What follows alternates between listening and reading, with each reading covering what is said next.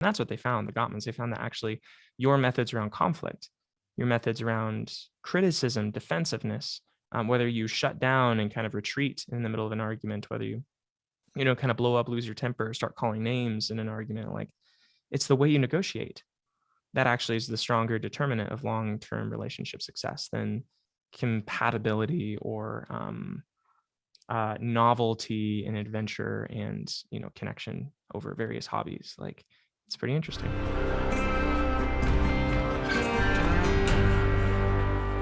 Boom, boom, boom. Guess who is in my waiting room? Never done that before, but what the heck?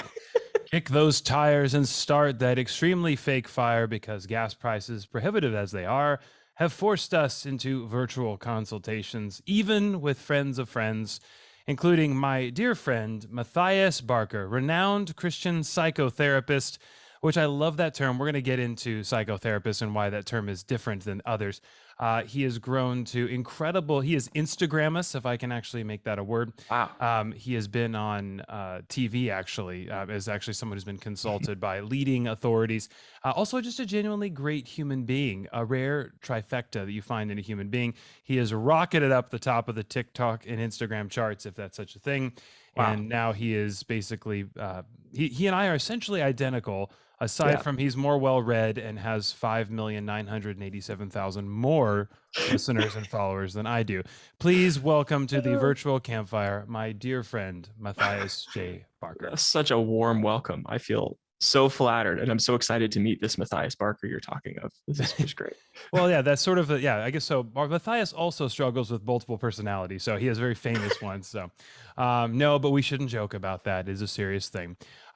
We have limited time today because, let's face it, the world is full of chaos, and Matthias and I have to go deal with it. However, in big updates in Matthias's life, you have a new client that you brought into the house since we last talked. Yes, the little one. My wife is pregnant. Not a client. I think my children will decry having a therapist as a father. That's true, and you don't make money off them. They will actually drain you financially. That's so there's more of a charity. You brought in a cause. So. Yeah, hopefully they don't feel like a client. But yeah, we have a little one coming in August. A little boy. It's our second, so we're pretty stoked. Life is good right now. Oh, I was saying last time we met on Kinda Christian, for you listeners out there who enjoy my theological waxing on our other podcast, you had not welcomed the new addition to your house yet. So how is fatherhood?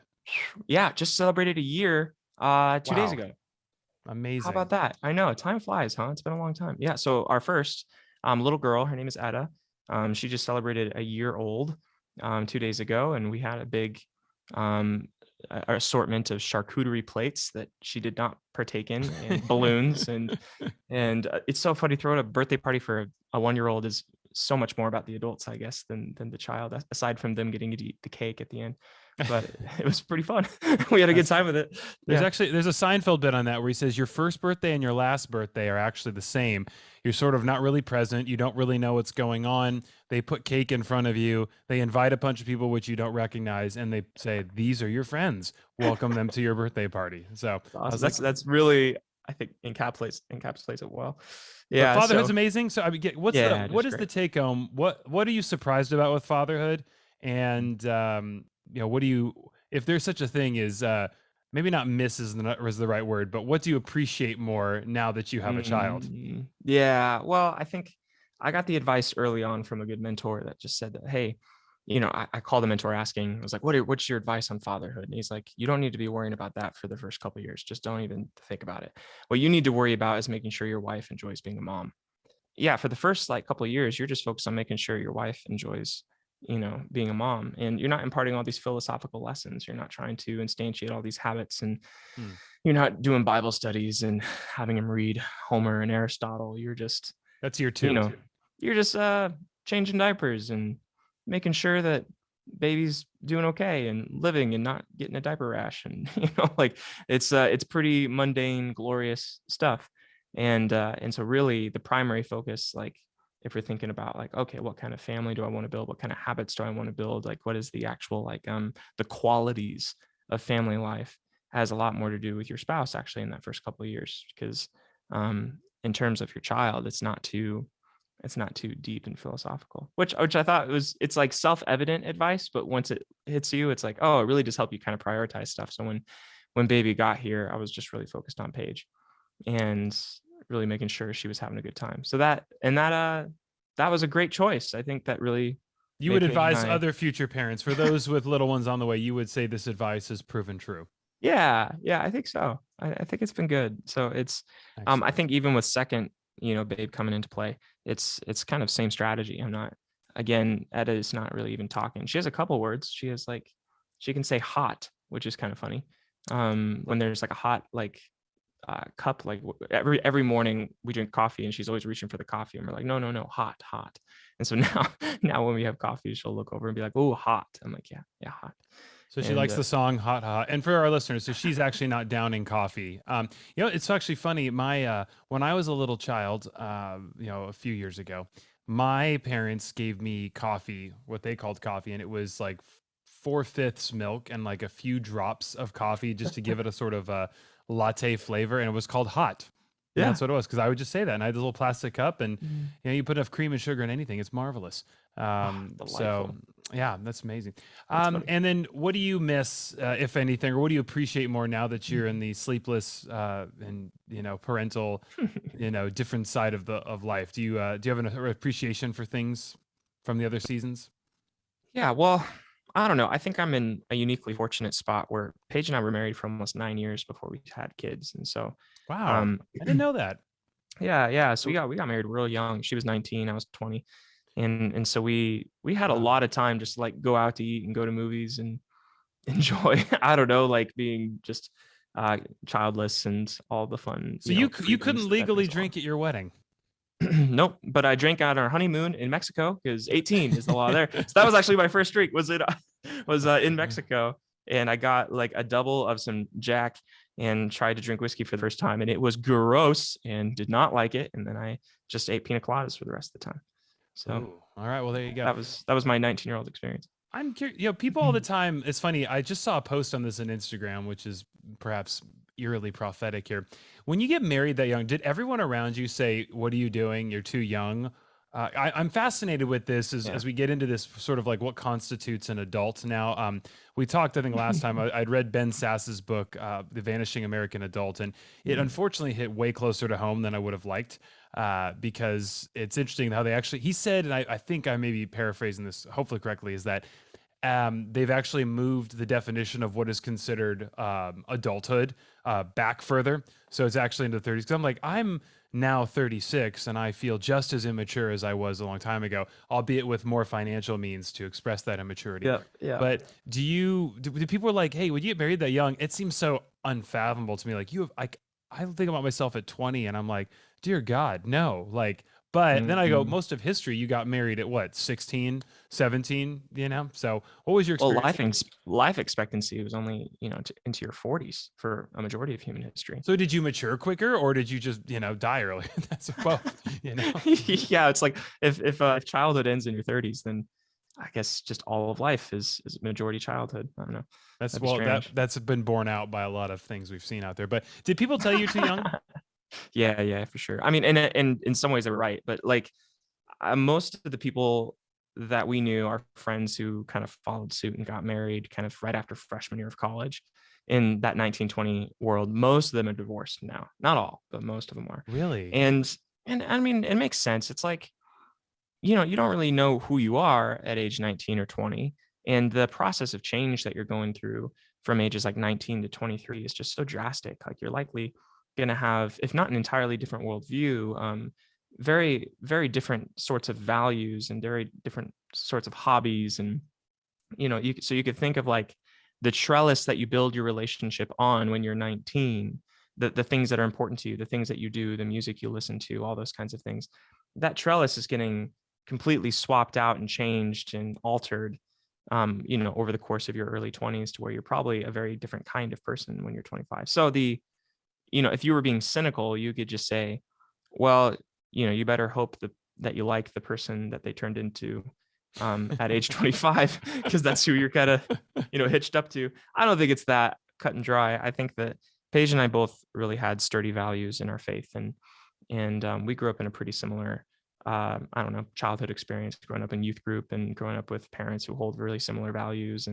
And so a lot of those core things that really animate us were in place and stayed in place, kind of throughout our early adulthood. So that helped. And then, I mean, on a personality spectrum, we're pretty similar in a lot of categories. And even as hobbies have changed and styles have changed and our jobs looked different, kind of moving through everything, we stayed pretty close, And I think the Gottmans did interesting research on this. Oh, love Gottman. Yeah, so they looked at, okay, what's the better predictor of maybe marriage stability? Is it, the habits that someone has at the beginning of a relationship, or like the deteriorating effects of time? Because you could theorize that like eventually you're going to get bored of each other. Eventually, you're just going to kind of turn into these different people. Like I was saying, that cynical view of just like you're going to have different hobbies, potentially different values, later on in life than you did early on. So is that the heavier, more, determinate variable? Or are there things actually just even in your interactions early on that are a heavier variable? And that's what they found, the Gottmans. They found that actually your methods around conflict, your methods around criticism, defensiveness, whether you shut down and kind of retreat in the middle of an argument, whether you, kind of blow up, lose your temper, start calling names in an argument, like it's the way you negotiate that actually is the stronger determinant of long-term relationship success than compatibility or novelty and adventure and connection over various hobbies. Like it's pretty interesting. So, as a successful sales executive, I should have success in marriage. Be like, Yeah. look, You're babe, just very persuasive. here's the deal. All right. Have I got an option for you? Right. Here's what do you do for dinner tonight? Right. Oh, man. Have I got several choices for you? So, your faith grounded you two together. But actually, this is one of the questions we got from our listeners here was, yeah, how do you, what is your, if you boil it down, what do you feel has made marriage work for you? And it sounds like a strong faith and commitment to that has helped you weathered those storms and the changes that would come, because you're a different person today than you were at 20, right? I mean, would you say you've changed substantially? Yeah, absolutely. I mean, I think all of us are the same and different in various ways, but yeah, I think the things that kept us grounded, faith is one. It's also maybe one to tack on top of that would be that I think Paige and I have really kept at the center of our relationship that we believe each other when we say that we're on the same team. Like when you're arguing over something, when you have a disagreement, even when there's a moment of betrayal or hurt, there's the temptation to kind of concede that, hey, you and I are on different teams and we're fighting for different things. And so I need to kind of protect what's mine. I need to protect me. I need to get the blame off of me and onto you. There's kind of a point keeping system, like, and that's protective. That makes sense. It's not bad to do that. It's like a normal response, but towards the end of long-term relational closeness, it can complicate things. It can make things more complex, because if you kind of go into an argument with a preservative, protective state of mind, and you go in negotiating almost on the precondition that only one of us can win here, either I can get my thing or you can get your thing, and I got to fight for my thing, then you're going to go in way more accusational. You're going to go in with a lot more criticism.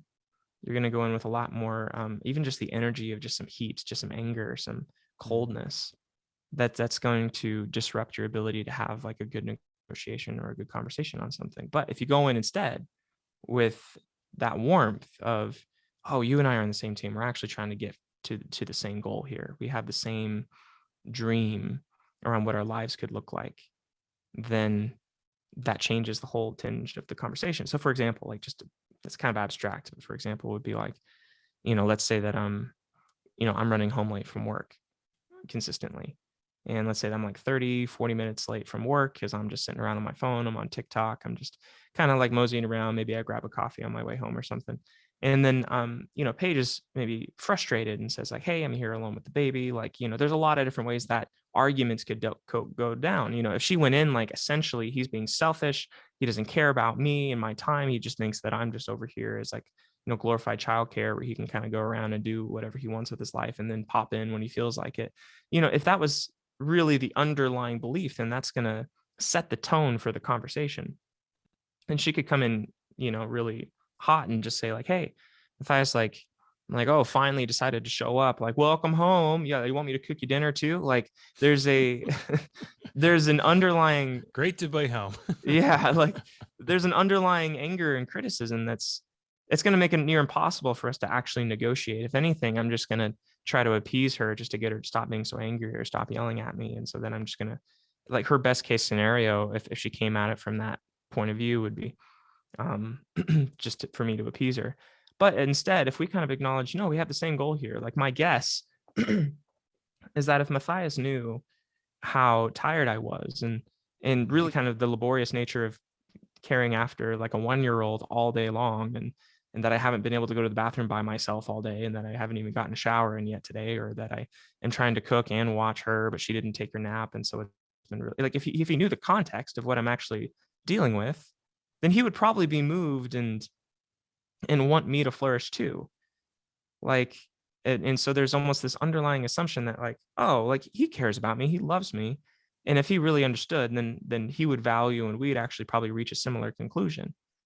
And so coming in and be like, hey, like, hey, just want to let you know about kind of what my day's been like. This has been really hard. It would be so helpful, for you to come home 30 minutes earlier, an hour earlier, so that I can get dinner started, so that I can, I don't know, just even get a little bit of time for myself, because I just feel so exhausted. And when you're home late, like, I feel really fatigued and really tired. And I would feel so supportive, so supported if, we agreed upon the time when you would be home. So I know when to expect you. So as I'm kind of managing the household, like, I know when you're going to be home. It's going to set Yeah, a totally different tone. for sure. The irony of this example is that you have had phenomenal success on TikTok through consistency. And so if you were 30 minutes late and you were posting on TikTok, you could, how am I speaking? I'm making a living here. I got to be on TikTok. I don't want to sit there and swipe right on dancing pictures all day, but I'm doing it, So there's Yeah, I'm working. Yeah. I'm Yeah. working on TikTok. Also, shouldn't have that coffee later in the day.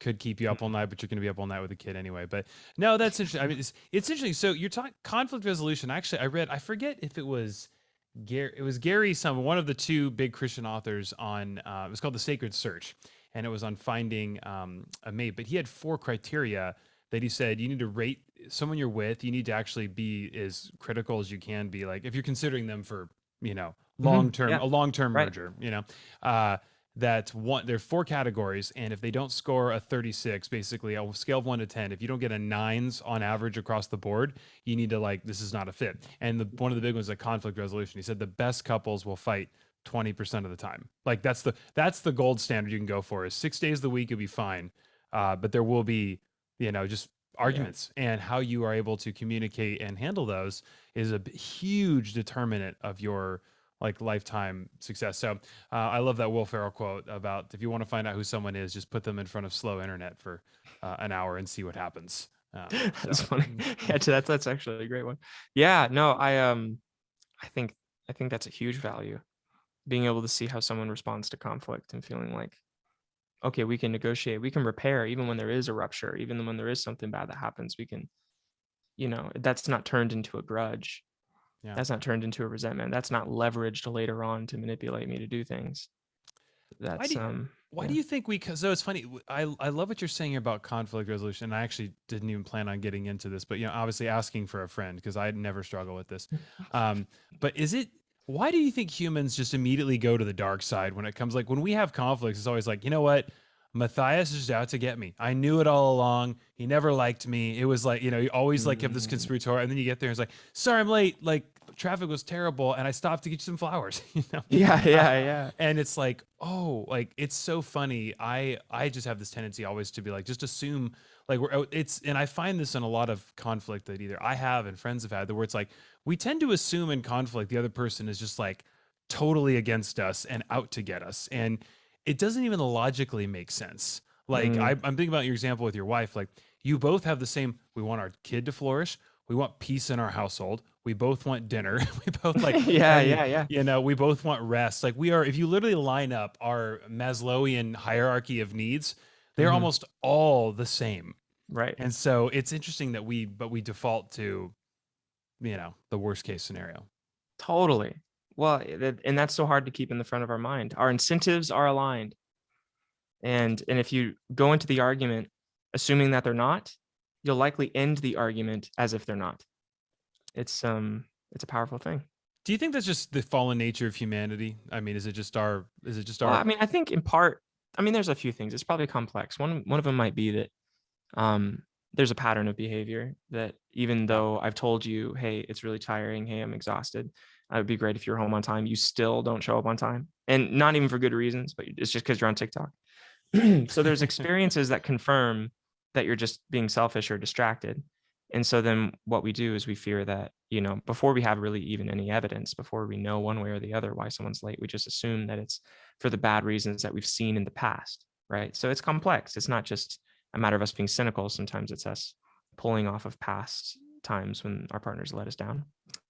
That's one of them. Another one might be that we're just generally protective. Like sometimes things happen that like kind of ring through a past series of wounds, like a past constellation of events in our past that that made us feel vulnerable or unsafe or unprotected. Yeah. Like No. I mean, like a classic example could be, feeling unsafe, in a relationship with someone because we had a parent that was really inconsistent. So when our partner does something that reminds us of dad or reminds us of mom, then we react not just with the intensity of that isolated circumstance, but with the intensity of all the things that we're mad at our mom about, all the things we're mad about, at our dad about, and our partner. So I think, yeah, fallen in one sense, you could say it's fallenness, but it's more specific than that. There's a very specific sense in which it's fallen, maybe something like that.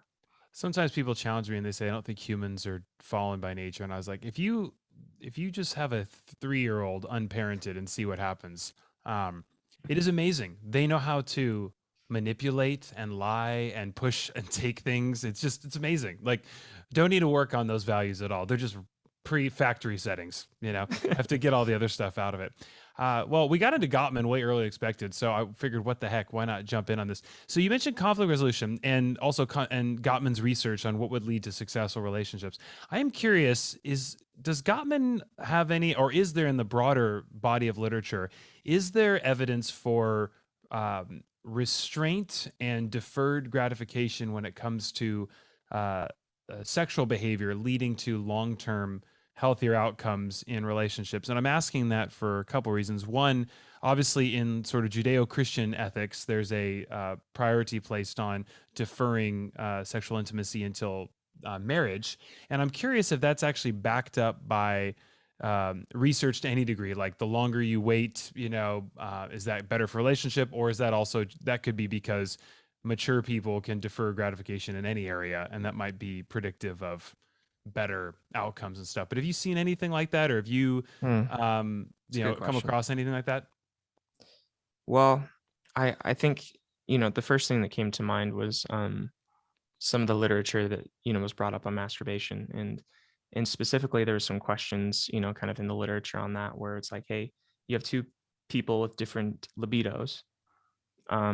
Is the best route to take, like if we're looking at different options, that one should just simply repress their erotic desires and just have sex with their partner when the partner is, wanting to have sex. So let's say you have like, a husband, wife, and the husband wants to have sex once a month and the wife wants to have sex 2-3 times a week. So should the wife then like hold off and just wait for the once a month for her husband?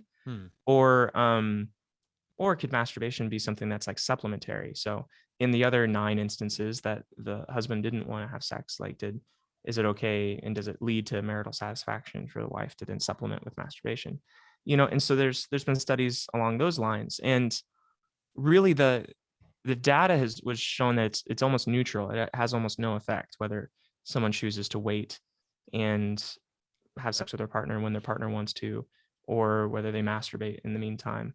It was actually shown that if that masturbation was in connection to pornography, that it had a negative effect, that led to lower relational satisfaction. Okay, I want to come back to it because you mentioned the P word there. We obviously, the M word anyone can say, but the P, pornography. YouTube algorithm just suppressed us. Now are these research? Is this research for currently married couples, or I'm also curious if if deferring sexual behavior until marriage. Right. Yeah. So is that something that has also been looked at? to be honest, I haven't read that research. Okay. I'm not sure. I'm being curious because some people think, the secular critics might say, well, it's just sort of an antiquated ethic. But I thought I had read somewhere, and I thought it was Gottman, that the ability to defer that sexual gratification could actually lead to better outcomes in marriage. My first instinct on that, though, aside from a Christian perspective, would be, well, mature. I mean, that's the test of maturity in all humans, right? Is the ability to delay gratification, and Mm. kind of put that head. But Yeah, I might not put it at the feet of delayed gratification, because what I was going to loop around to is with the Gottmans, when they kind of approach this around differenting libidos within marriage, different desires of how often we have sex. It was Mhm. the thing that led to the satisfaction in the relationship was less how similar the sex drives were, or who had the higher or lower. It was more the communication around Interesting. sexual connection. And it was, do we know how to negotiate? And that actually ties back around to what we were saying. It's like, do I believe that you actually care about me and want the same thing? Because I mean, you could assume that, hey, my partner is just essentially doesn't care about me. They don't care about physical connection. They would rather, they just think of me as a roommate. Like, you can go in with all of these hypotheses, or you could go in being like, I mean, they probably understand that I'm a sexual being that has a different drive than them, but that if they could have their way, that I guess they would want me to feel satisfied and happy. Like, if Hmm. they could just pick, I'm sure if it was the pick between me being miserable and just sitting here all anxious and like and then frustrated, or me feeling connected and warmly attached to them, that they would prefer the attachment. And so then a conversation looks something like a negotiation of, okay, I don't want to have sex several times a week, or I do want to have sex every single day, or something. Let's find something that we're both mutually content with. And this is really important, we both consensually agree that that's the method that we're going to take. So whether that's we're going to have sex once a month, but then I'm going to masturbate intermittently, or we're going to have sex 2 or 3 times a month, and I'm going to wait, and or I'm going to restrain my sexual activity purely to connecting with you. There's that negotiation could actually look really flexible. That wasn't the determining factor, is what they found. It wasn't what they landed on. It's how they negotiated. That was the important part. And that comes back to these methods around criticism, defensiveness, stonewalling, withdraw, contempt. It's Hmm. like, do you know how to have a conversation about what's valuable to you and what matters to you? And then do you know how to communicate that with your partner in a way where you maintain good faith, where you maintain that we're probably after the same thing here, even though we're different people? And that was the factor. Some other Always things comes that, back to communication, huh? well, I mean, and there's a couple other things I was going to add too. So the Gottmans also found that the people who had the happiest sex life made sex a priority. So there Hmm. had to be an understanding that it mattered, and uh, and that was actually protective against sex life declining or becoming less satisfying in times of life that um, typically a sex life kind of tanks. So like around childbearing age, or around illness or chronic pain, life events that aren't really controllable. Like, I mean, I guess you can control whether you have kids or not, but normal seasons of life where, once sex life takes a back seat, do you have conversations with your partner around how do we, within this new context, express physical intimacy, sensual, sexual intimacy together?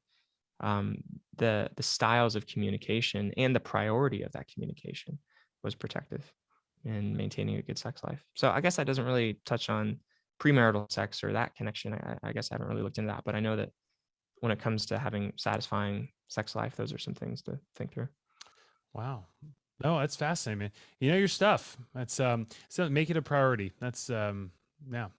Yeah, All right, so you brought up pornography, which I was gonna say I'm curious about. That's sure. there's no proper context there, but Hey man, I, I don't judge you for being curious about pornography. well, Like, no, go ahead. it's funny because I obviously, I'm curious as a Christian psychotherapist. So if you divorce the moral arguments from pornography, and just say, look, if we look at it as purely from what is available to us in scientific literature, what would, from your opinion and perspective, what is sort of the consensus, if there is, on pornography in general? As in, I would say in context of mental health and human flourishing, and maybe you want to throw in human relationships are part of flourishing. I would love if there was a consensus. That would make it so simple. So there isn't. There's a lot of mixed science. There's so much.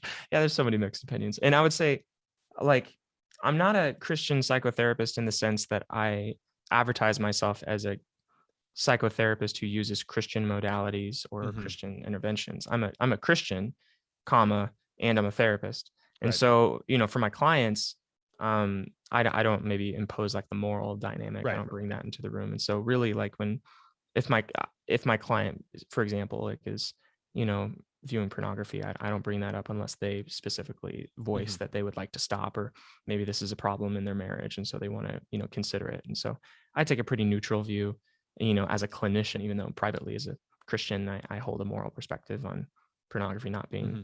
you know, advantageous.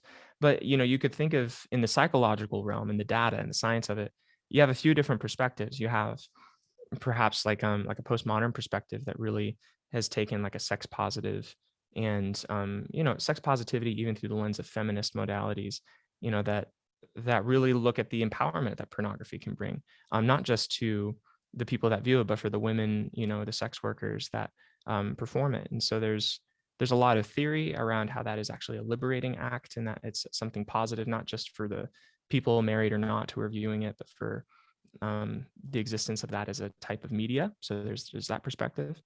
There's other perspectives that look at the efficacy of pornography as it relates to marital satisfaction, and if just generally outside of more like theory, it just on a pragmatic basis almost does it lead to marital satisfaction. And the data on that is I think, and people would contest me here, but I think majority negative. Majority would say that it has a negative correlation to marital satisfaction, but neutral to negative. So not like a highly statistically significant jump, but either having no effect or a negative effect. But that changes with women. So women who view pornography, there's been studies showing that could have a positive I effect saw on that. marital That was satisfaction. fascinating to me because I same with you is that when I was going over the literature, it seems that like let's say 3/4 of it was this is not good for your marriage. This is and for seemingly obvious reasons, right? You might be like you could compare your partner to this. There's a sort of you can you might reality might seem a little tamer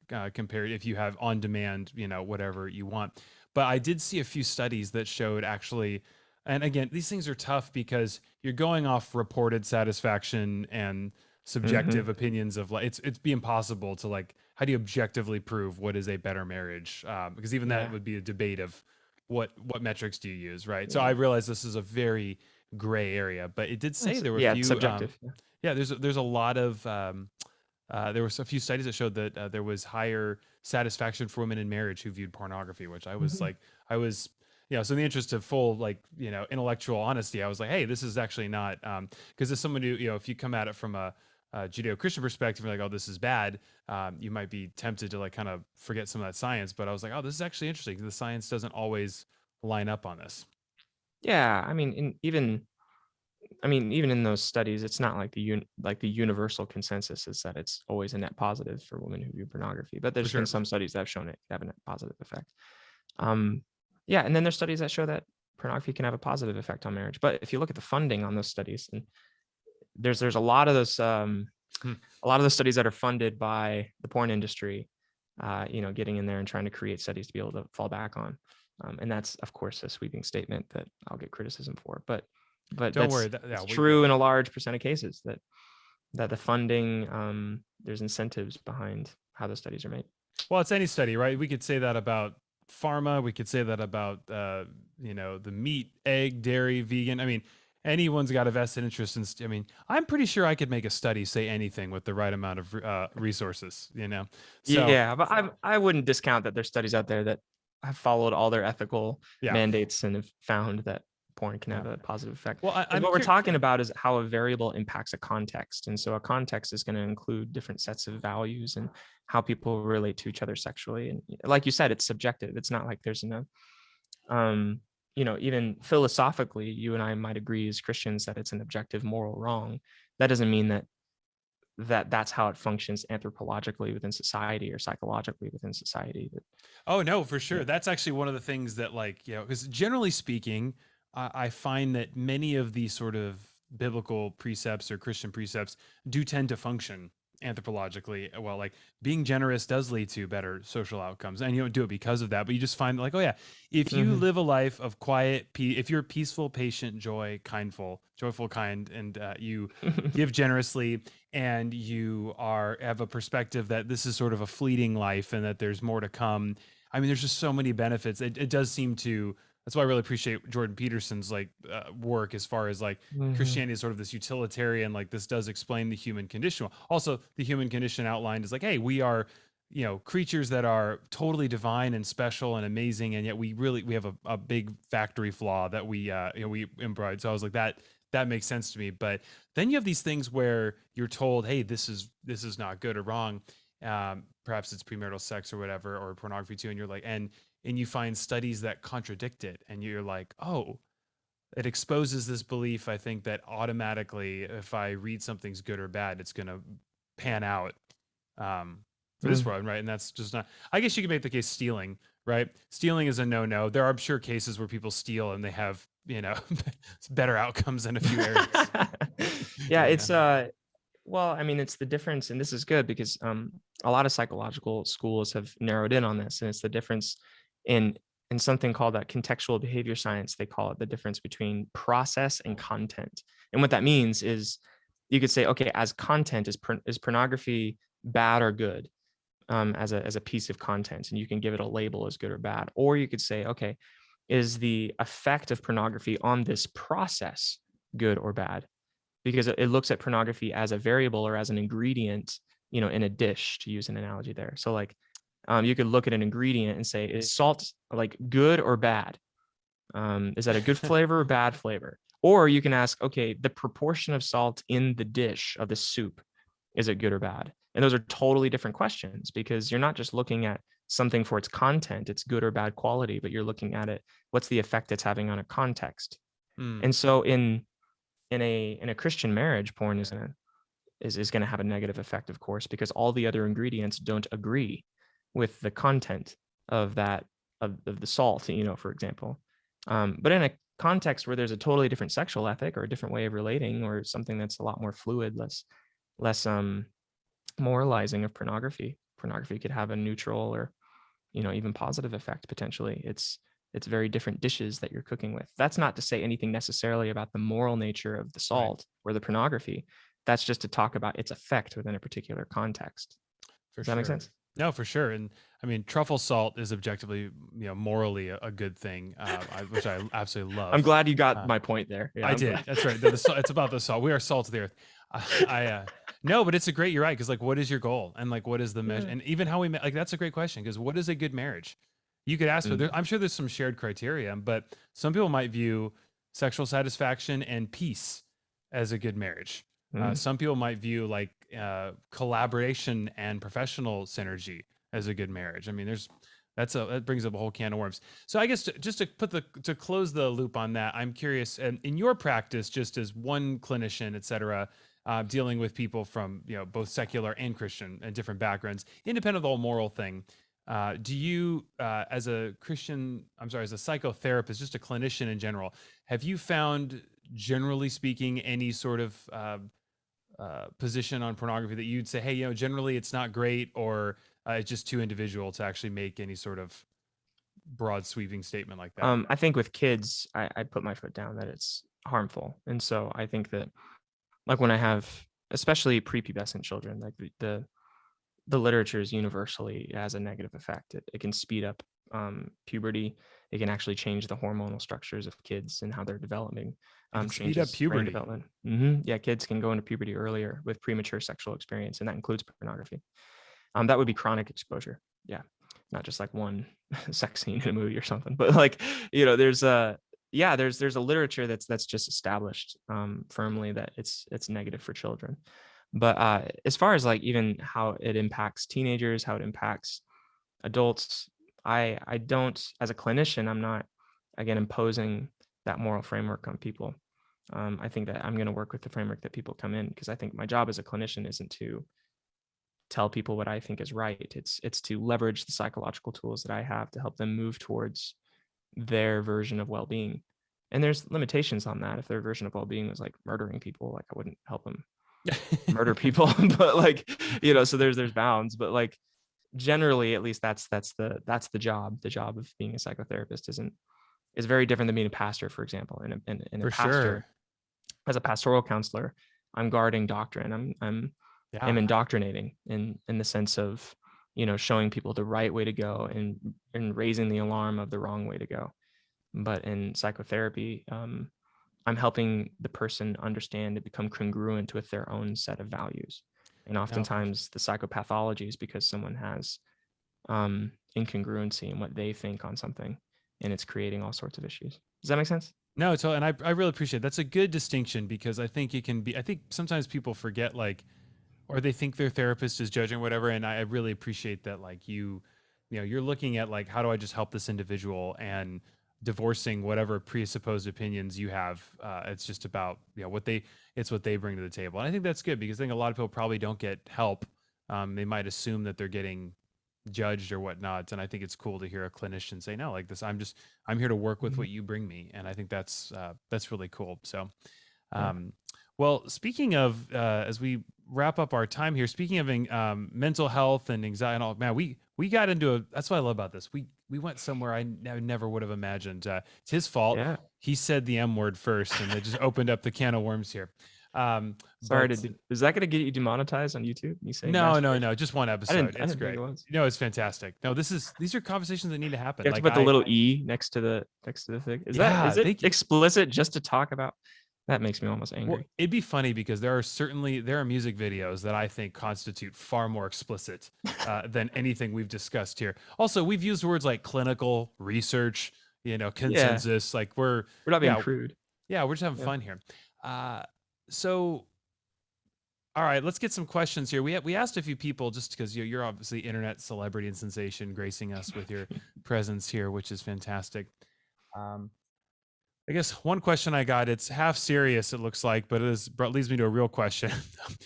um, what coping mechanisms do you recommend for me dealing with the inordinately high gas prices?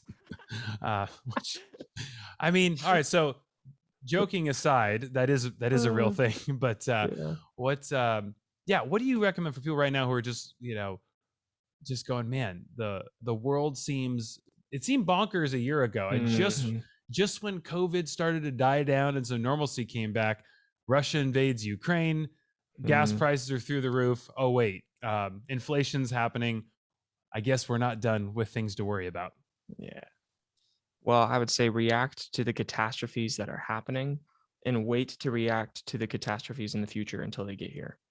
And what I mean by that is we can go down the rabbit trail of, well, what happens if World War III starts? Like what happens if the housing market crashes? What happens if I lose my job? What happens and then what happens is we react to the catastrophe before it gets here and experience all the physiological and psychological distress that would bring, like, ahead of time.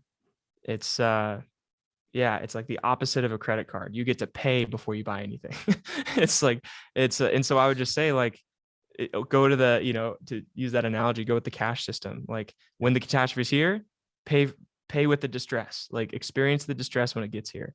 And that's not saying don't have forethought and be wise, but there's so little that we can predict in this environment politically, economically.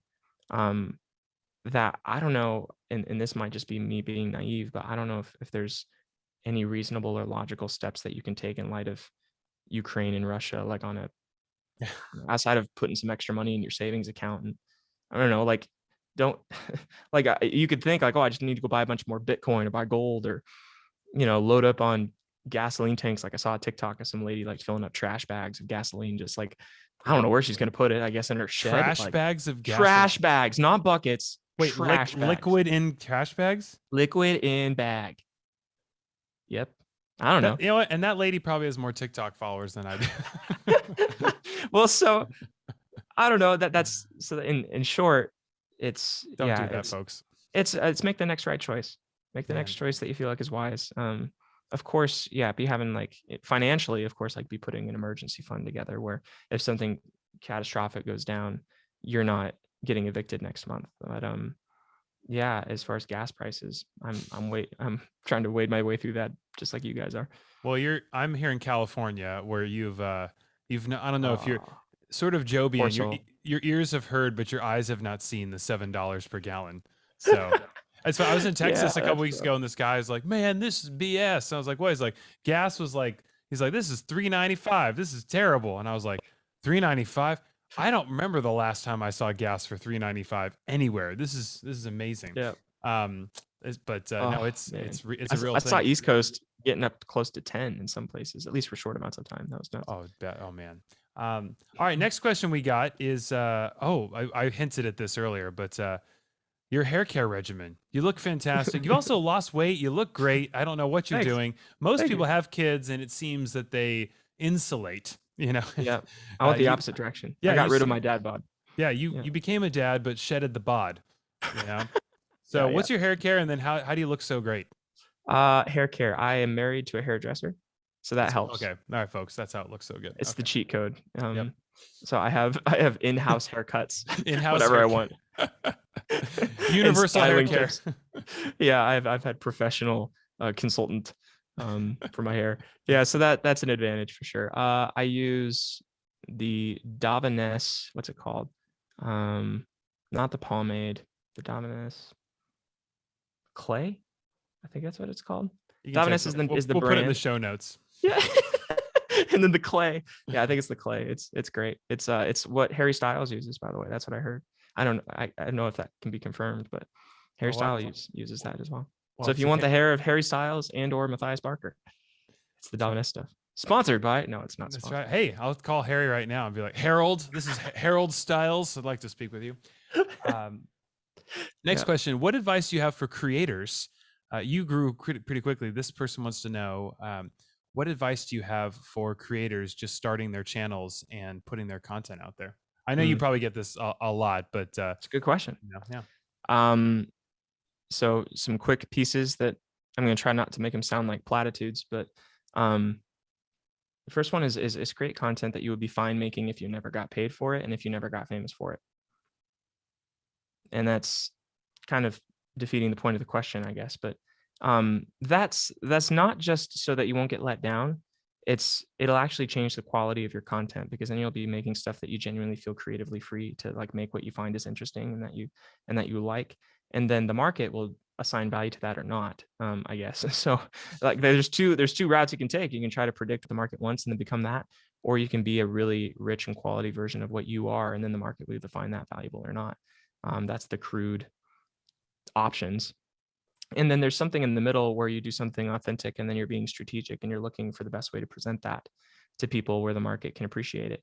Whether that market is like an algorithm, whether you're starting a business, whether you're artistic, whether you're a musician, whatever.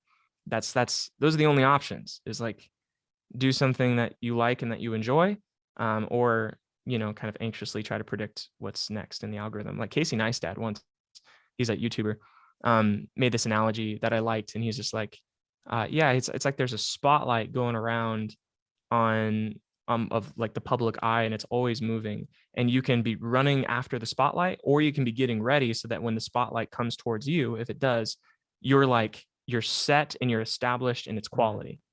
And so would you rather be anxiously running after the spotlight and then trying to build something once the spotlight is on you temporarily? Or would you rather be like doubling down on your stuff and really making it quality so that when the spotlight hits, you have content? And on a practical note, I think it's actually advantageous to have a good 9 months where you don't get much attention at all, because it'll allow you to experiment. It'll allow you to make different things and to try and to fail and not feel like, I don't know, any great amount of discouragement from that or humiliation from that.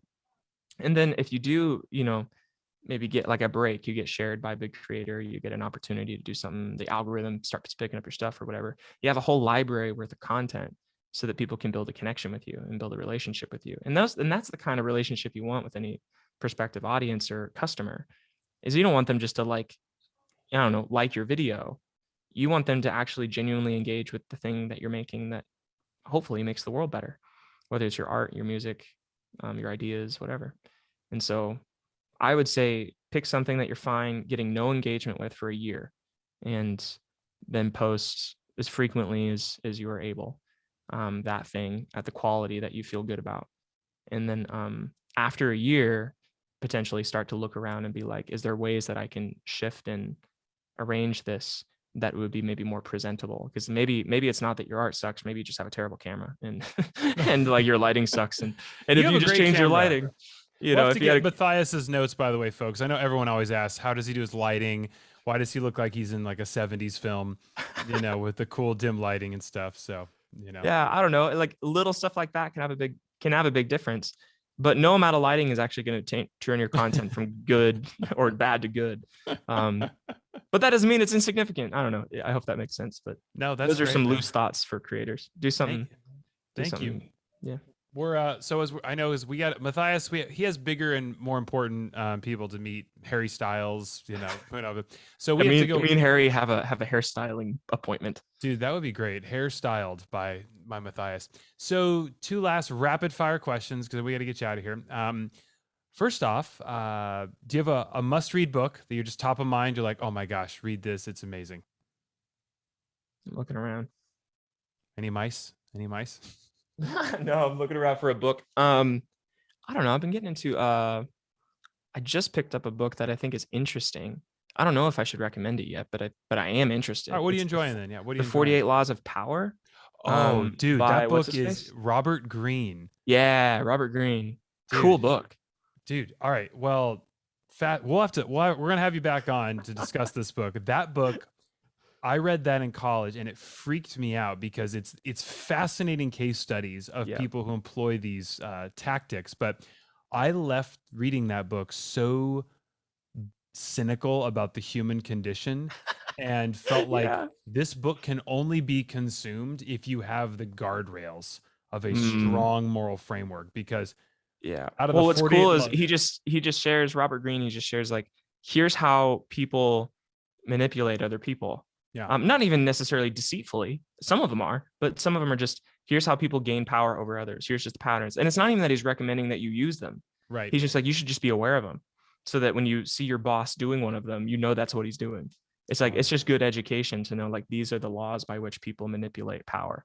And I don't know, man. It's the Ring of Mordor. I think you start reading that book and you start going, we shall harness this power to defeat evil. Right. That's where a lot of people criticize it. And I was worried at first. I'm like, is this some just weird, like, Marxian thing? And he's like, no, it's not that at all. It's just like, cut to Matthias 3 years later as he sits on his throne, Yes, Ryan, welcome back to my podcast. So I have leveraged all 48 laws of power. All the hair care is mine. And then what are you working on right now? So we can connect with Matthias in so many ways. You've got your incredible Instagram, which I do have to give you a shout out. I told you this, but I wanted listeners to hear this. A dear friend of mine had a terrible family tragedy, and your video on grief, in particular with moms, just hit it on the head. And he made sure to pull me aside and be like, tell that guy he just really helped me. So, as a content creator, you need to hear stuff like that. So just know your work is impacting many, many people. Wow. Thank you. That's so kind. You can check out Matthias's Instagram if you've been living in Fraggle Rock and have not been able to. My older listeners will get that reference. You can check out his stuff, but he's also got a podcast, which is doing phenomenal. I know because I have clients who advertise on it. So, and we've had a great experience. So you should run ads on it, guys. It's fantastic. Canopy's great. Shout out to Canopy. I like them a lot. The podcast has been fun. I've just kind of launched season 2, March 1st. And so I've been busy recording lots of episodes and doing interviews. What's the elevator pitch? For listeners right now who are like, I am so tired of Ryan talking, I would like Matthias without Ryan. Is that essentially the podcast? Give us. I'm so sick of Ryan. Yeah, because that's what everyone's thinking. No, it's my tagline is moving towards what's meaningful despite hardship, and so it's a podcast on mental health. It's a podcast on lots of different topics in mental health, and it's also maybe a place where I share some philosophy and stuff that I wouldn't maybe outrightly discuss in like a therapy setting, kind of like what we're talking about. Because in a therapy setting, I take a pretty neutral stance, but I make a case from a psychological point of view for a few different things. So like I had episodes on why you should get married, like why is marriage a good idea, So that, of course, imposes some value judgments, but I took a psychological angle to it that I thought was interesting. I'm single, so I'm triggered by this, obviously. So. Yeah, triggered. I'm trying, Matthias. Okay. Yeah, come on, Ryan, get married. Matthias has given 0 referrals. So yeah, no blind dates. But I talked about like why you should want to have kids, like why that's a good thing. I think, I don't know. So maybe responding to, yeah, I don't know, just some like things that I see a lot in the counseling office that are just maybe worth considering on a philosophical note. So it's a lot of psychological stuff. Some of it is philosophy, and then yeah, like I'm doing one. I've been working on one right before this podcast. I'll keep working on it after this, on masculinity and 3 different expressions of masculinity from different psychological viewpoints. And so that'll be fun and interesting. So yeah, that's my podcast. It's called the Matthias J. Barker Podcast. Yeah, Matthias J. Barker Podcast. Guys, check it out. And it's actually doing very, very well. I know, because the ad rates are not cheap, because it's doing awesome. So that's why you need to do it, because it's amazing. Anyways, Matthias, thank you so much. You are so smart, and it is so fun. I find my lexicon increases with every syllable that you utter. Oh gosh. I feel so much smarter as a result of talking with you. And I know that you blessed dozens of people around the world today by tuning in.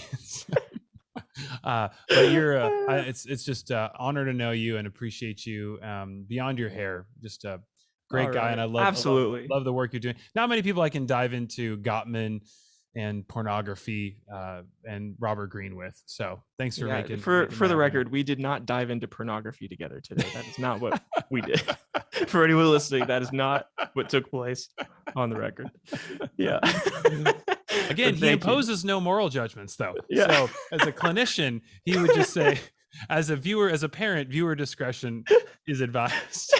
Yeah. All right, we'll send this episode to post and editing real quick there. So be badly dubbed. But anyways, guys, we've been listening to Matthias J. Barker on I Went Camping With. Check him out on all his social channels. We'll post in there. Matthias, thanks for camping. Next time, we're going to talk about that brain scan. Yeah, love it. Would love to. Thanks, Ryan.